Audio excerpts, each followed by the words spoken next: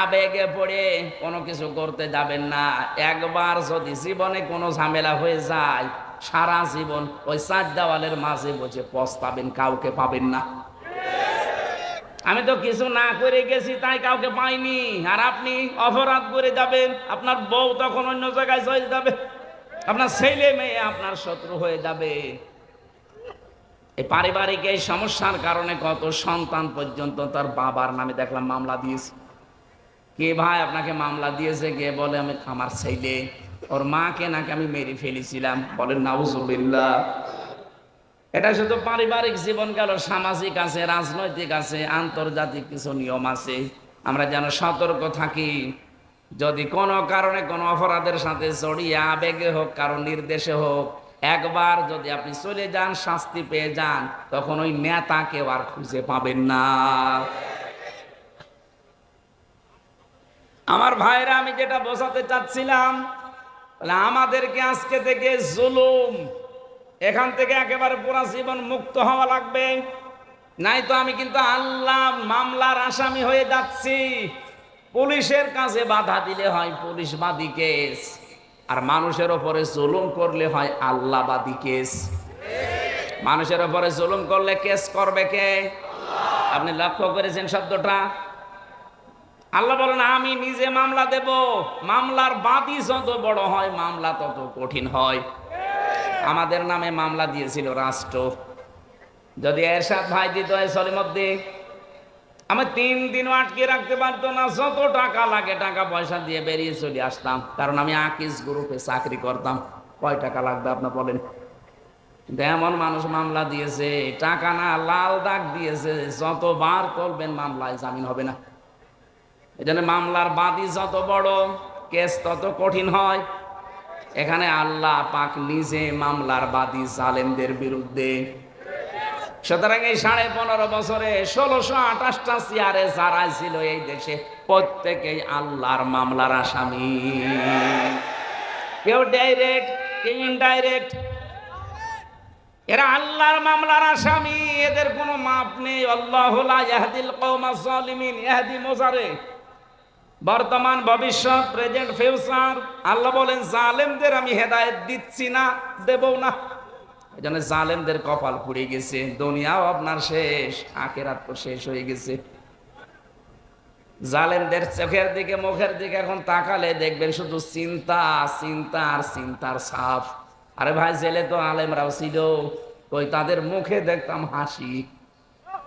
আর এখন আজকে কর্নেল ফারুক খানের দিকে তাকান, চেহারা দেখেই মনে হচ্ছে ওর সব শেষ হয়ে গেছে। কি হতাশার ছাপ চেহারার ভেতরে। কোরআনে কারিম আল্লাহ 1500 বছর আগে ওদের এই মুখের ছাপের কথা জানিয়েছে।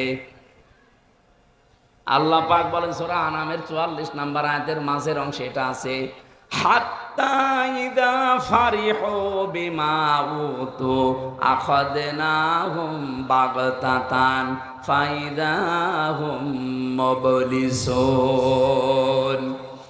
ওরা যখন আল্লাহর দানকৃত নিয়ামত পেয়ে আনন্দে আত্মহারা হয়েছিল, হঠাৎ করে আমি আল্লাহ তাদেরকে ধরলাম। এদেরকে ধরেছে কে? ছাত্র জনতা মিলে শুধু ধরে নাই, আল্লাহ বলেন আমি ধরেছি ওদেরকে। ফাইদাহুম মুবলিসুন, ওরা হতাশ হয়ে গেছে, ওরা নিরাশ হয়ে পড়েছে। ওদের চেহারার দিকে আপনি তাকিয়ে দেখবেন যত রকমের চিন্তার ছাপ এই চেহারার ভেতরে ফুটে উঠেছে। ইন্নামা নুমলি লাহুম লিয়াজদাদু ইসমা ওয়া লাহুম আযাবুম মুহিন। মানুষের পাপ যখন পরিপূর্ণ হয়ে যায় তখন আল্লাহ তাদেরকে অপমানজনক শাস্তি দেয়। অপমান তো ওই রকম, মাজায় তো দড়ি আমারও দিয়েছিল, ওদের ওয়াইজ মাজায় দড়ি।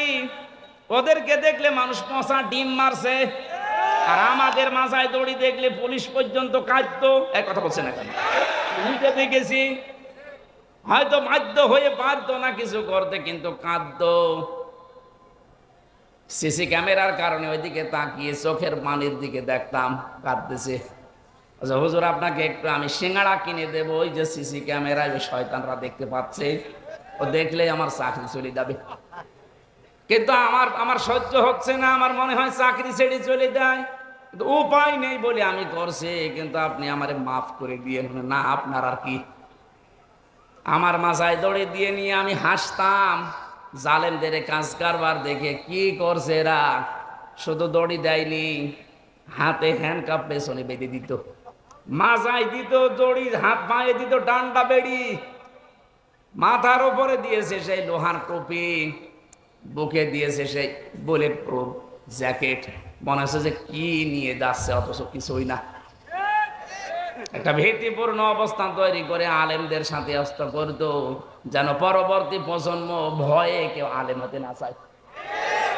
জালেমদের কিন্তু জাতে মাতালো তালে ঠিক আছে, ওরা এমন এমন অবস্থা করতো। আরে ভাই, আপনি আল্লামা মামুনুল হককে আপনি জেলে রাখবেন, রাখেন, যে এত ফষ্টি নষ্টি করার দরকার কি? কি অবস্থায় তারা নিয়ে যেত দেখেছেন, হুইল চেয়ারে করে, লোকটার মাথায় ব্যথা, হাঁটতে পারে না, পায় হাতের মধ্যে সেই কি হাতের ভেতরে ভর দিয়ে তার যাওয়া লাগতো। রিমান্ডে তো আমি ছিলাম, আমি বুঝেছি আপনারা কি করেন। বিভিন্ন অস্ত্র নিয়ে এসে বলতো যে এইগুলো দিয়ে আমরা নখ তুলি।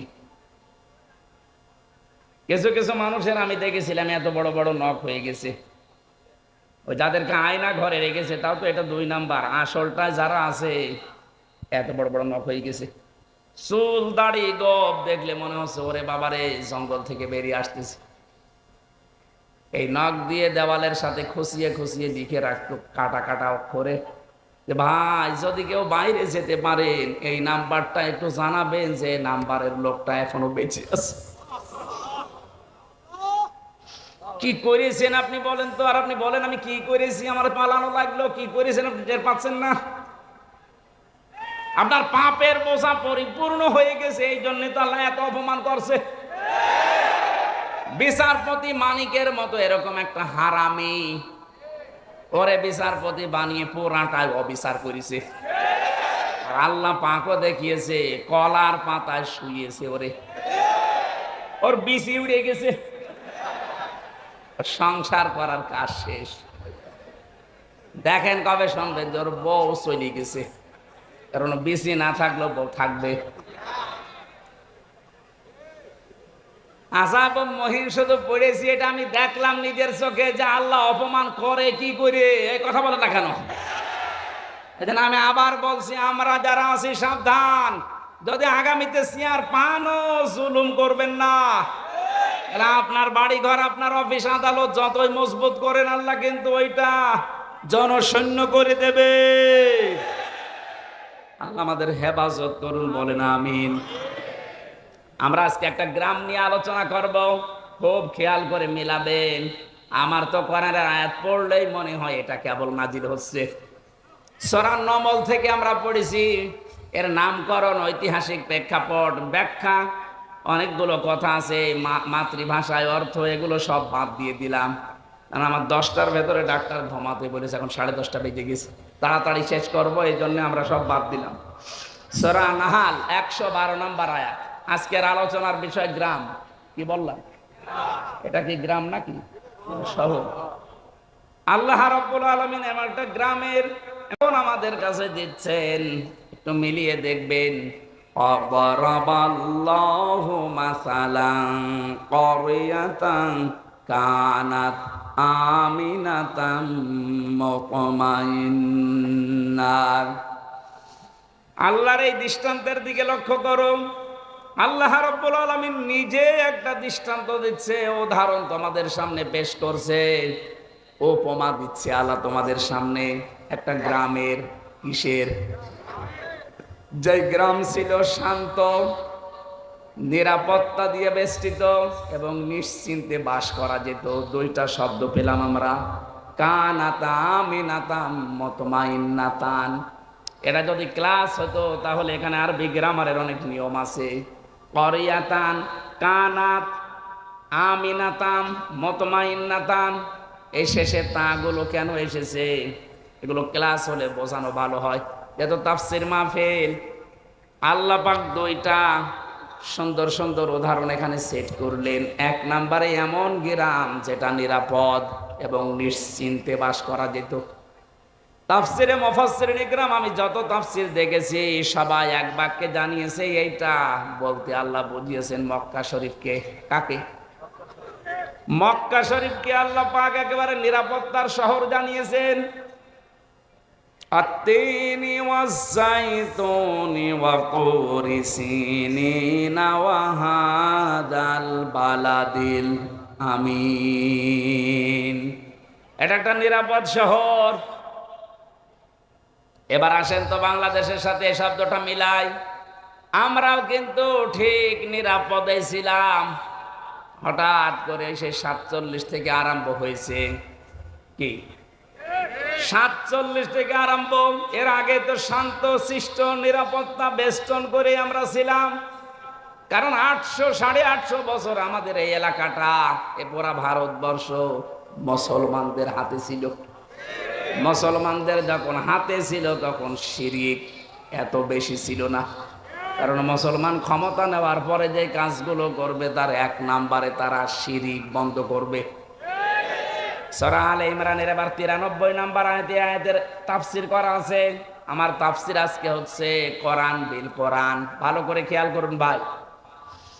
ইন্না আউওয়ালা বাইতি উবদিআ লিন-নাসি লাল্লাযী বিবাক্কাতা মুবারাকান ওয়া হুদাল লিল আলামিন।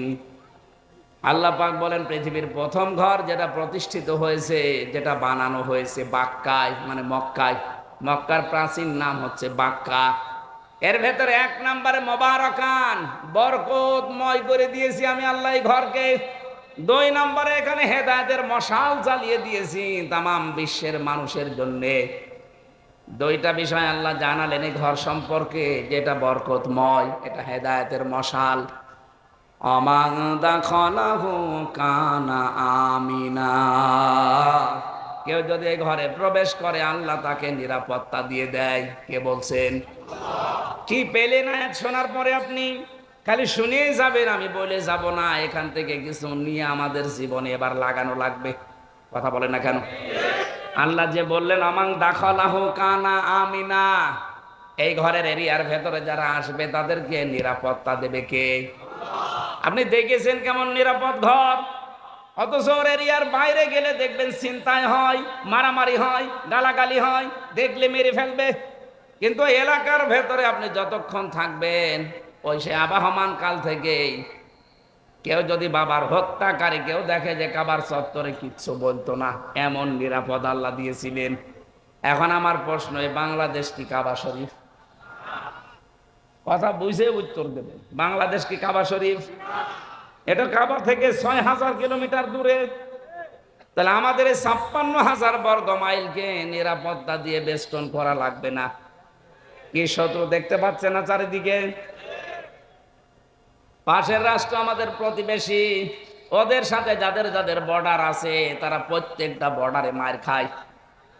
পাকিস্তান বর্ডারে মার খায়, চীনের বর্ডারে মার খায়, মায়ানমারের বর্ডারে মার খায়, নেপালের বর্ডারে মার খায়।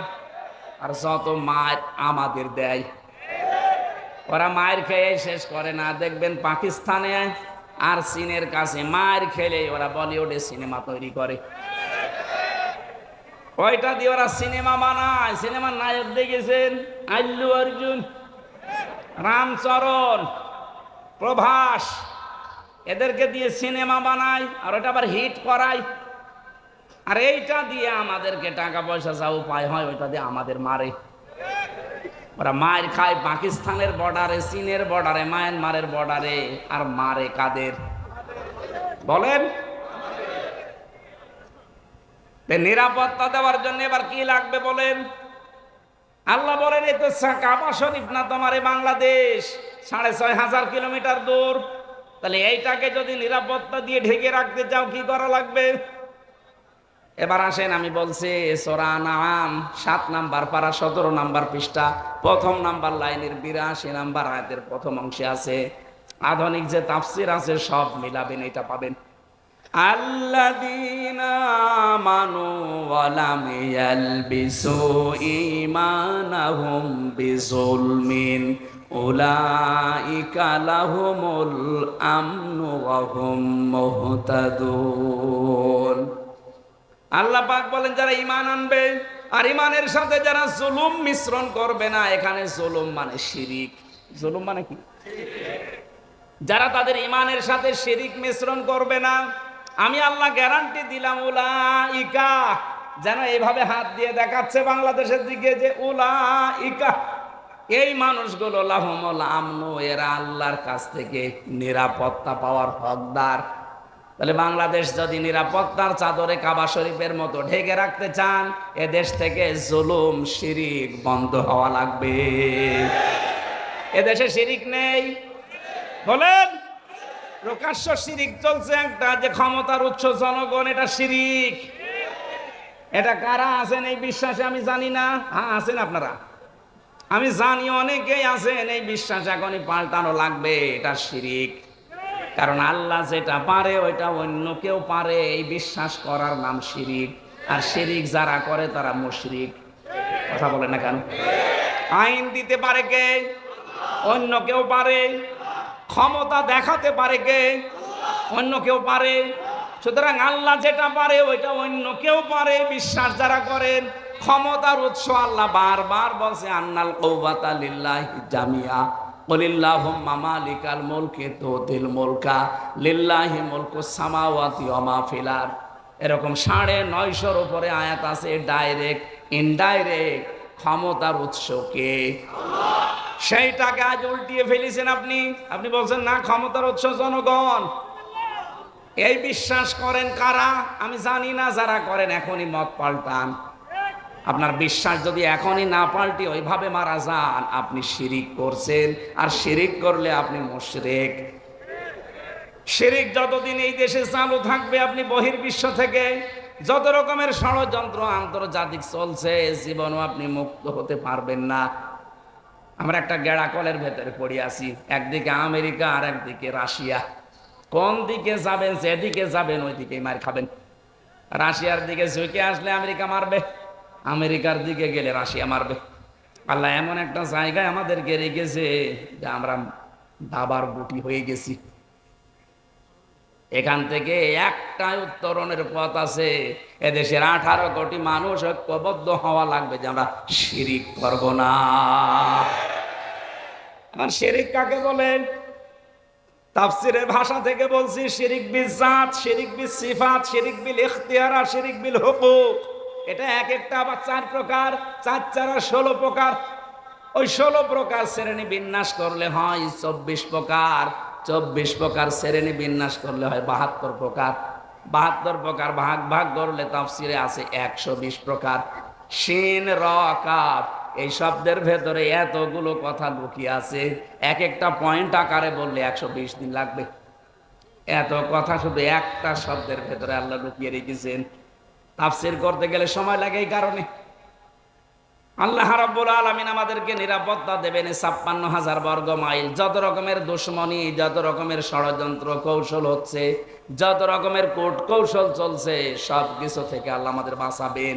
গ্যারান্টি দিয়েছেন, উলাইকা লাহুমুল আমনু, এই মানুষগুলো নিরাপত্তার হকদার। কিন্তু শিরিক জুলুম বন্ধ করা লাগবে। জুলুম যাই হোক বন্ধ হয়েছে, কিন্তু শিরিক এখনো বন্ধ হয়নি। কথা বলেন। তাহলে আমাদের দেশকে যদি এখন আমরা নিরাপত্তায় ঢেকে দিতে চাই, কি লাগবে? সর্বপ্রথম শিরিক মুক্ত হওয়া লাগবে। এখন একটা একটা করে পয়েন্ট আকারে বললে এত সময় থাকবেন আপনারা, নাকি আমি আয়াতটা আগে শেষ করে নিই? এত প্রকার বলা ঠিক সম্ভব না। এখন আমি যতটুকু পারি আয়াতটা শেষ করে তারপরে যদি সময় আমার কোলায়, আমার কণ্ঠ আবার বসে যায়। কারণ এই 3টা বছরে জালেমরা যা খাওয়িয়েছে, শরীরটা শেষ করে দিয়েছে। কিছুক্ষণ কথা বললে আমার গলায় ব্যথা করে। ভেতরে তো কোনো চিকিৎসা নেই। যে ডাক্তার আসতো সব রোগের এক ওষুধ। কেউ যদি বলে আমার পেটে ব্যথা, ও যা দেয়। কেউ যদি বলে আমার নুনু ব্যথা, তো একই দেয়। হ্যাঁ, আপনি জিজ্ঞেস করেন যারা ছিল, যা বলবেন একই ওষুধ দেয়। আরে ভাই, পেটে আর নুনু কি এক? তারপরেও একই দেবে। খেলে খান, ওরা ভালো হয়ে যাবে।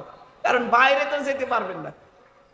এই অবস্থায় 3টা বছর। তারপরেও আমার তো ডাক্তারের কাছে নিয়েই যেত না।